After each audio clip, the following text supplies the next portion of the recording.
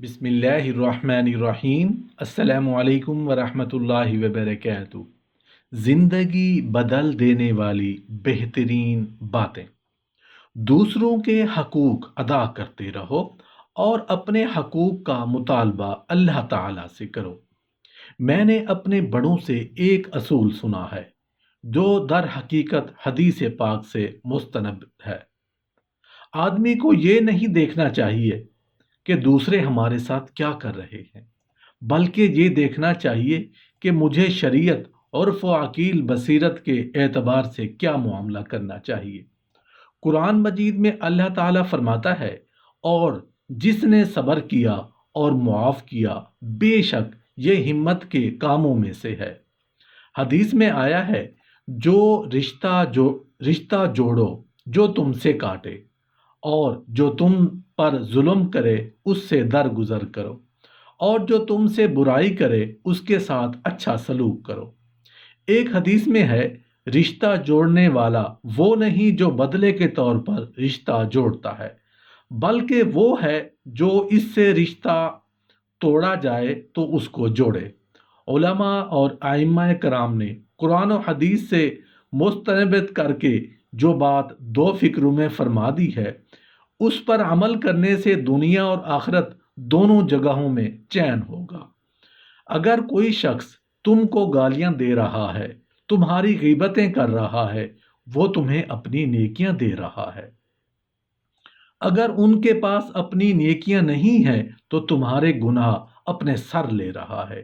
حدیث میں یہ بھی مضمون آیا ہے کہ جو شخص کسی کو گالیاں دے اور مارے اس کا قصاص ضرور لیا جائے گا، حتیٰ کہ بے سینگ والی بکری سے قصاص لیا جائے گا۔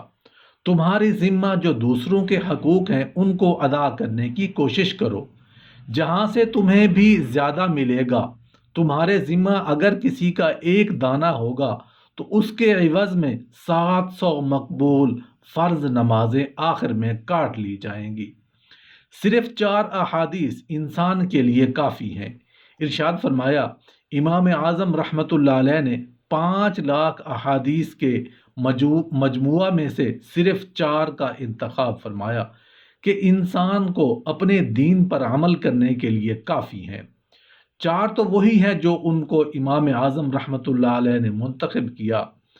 امام صاحب رحمۃ اللہ علیہ کی وفات 150 ہجری میں ہوئی اور امام ابی داؤد کی ولادت 202 ہجری میں ہوئی۔ گویا امام صاحب رحمۃ اللہ علیہ فرماتے ہیں کہ ان 4 حدیثوں میں سے سارا دین آ گیا ہے۔ وہ 4 حدیثیں آپ کے ساتھ شیئر کر رہے ہیں۔ تمام اعمال کا دار و مدار صرف نیتوں پر ہے۔ جو کرو گے اللہ کو راضی کرنے کے لیے کرو گے۔ اگر کوئی نماز دکھاوے کے لیے پڑھے گا، لوگ بزرگ سمجھیں تو یہی نماز منہ پر مار دی جائے گی۔ اگر یہی سجدہ اللہ کی رضا کے لیے ہو تو بہترین عبادت ہے۔ صاحب مظہر حق نے انما الاعمال کی حدیث پر گفتگو کرتے ہوئے فرمایا ہے، اگر کوئی مسجد میں جا کر 2 رکعت نماز پڑھے، اسی کے ساتھ اعتکاف کی نیت کرے تو اس کو ثواب بھی نیت کے لحاظ سے بہت زیادہ اضافہ ہو جائے گا۔ مومن حقیقی مومن نہیں ہو سکتا جب تک کہ اپنے بھائی کے لیے وہی بات پسند نہ کرے جس کو اپنے لیے پسند کرتا ہے۔ اگر اس حدیث پر آدمی عامل بن جائے، یعنی عمل کرنے والا بن جائے، تو سارے باہمی جھگڑے ختم ہو جائیں گے۔ خود تو چاہے سوا سیر اور دوسروں کے لیے سیر، تو جھگڑے کیسے ختم نہ ہوں۔ اس حدیث میں حقوق العباد آ گئے، چونکہ کامل مسلمان وہ ہے جس کی زبان اور ہاتھ سے دوسرے مسلمان محفوظ ہوں۔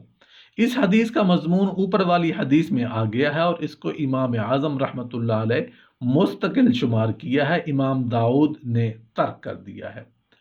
انسان کے اسلام کا حسن یہ ہے کہ وہ لا یعنی باتوں کو چھوڑ دے۔ لا یعنی مشغول ہونے سے نہ دین کا نفع ہے نہ دنیا کا۔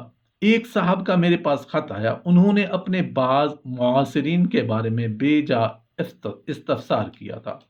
میں نے ان کو جواب دیا تھا، کیا ان کے سوالات کا قبر میں جواب دینا ہے؟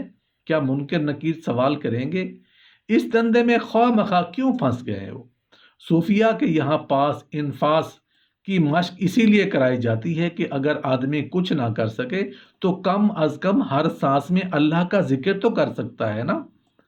حلال و حرام واضح ہیں، مگر ان کے درمیان بعض مشتبہ اور مشکوک چیزیں ہیں۔ جو ان سے بچے گا وہ اپنے دین اور اپنی عزت کو محفوظ کرے گا۔ اس کا نام تقوی ہے۔ جس میں کھٹک ہو، بعض علماء جائز کہتے ہیں اور بعض ناجائز کہتے ہیں۔ ان کو چھوڑ دینا چاہیے کیونکہ یہ جھگڑے میں پڑنے والی بات ہے۔